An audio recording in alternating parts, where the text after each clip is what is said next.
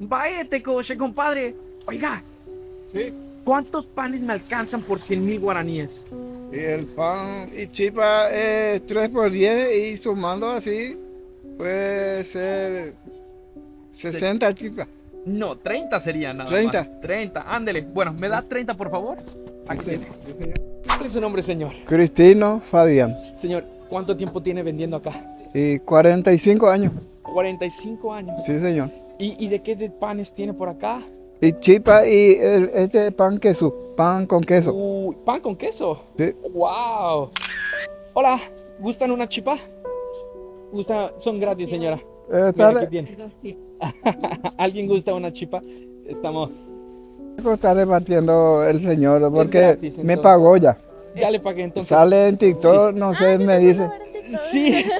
Y está repartiendo. 3. ¿Alguien gusta una chipa? Quiero. Sí, gusta una chipa. Ahí está. 4, ya te doy. Siga. Gracias. Que Dios te dé 10 veces más. Muchas gracias, en verdad, Mi amigo taxista. Buenísimo. Pagó, pagó ya la.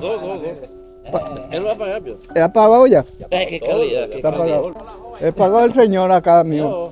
Ahí está firmando. Gracias. Muchísimas gracias, en verdad. Gracias a Le vos. quiero agradecer. Gracias. Le agradezco mucho. Sí. Porque me ayuda mucho.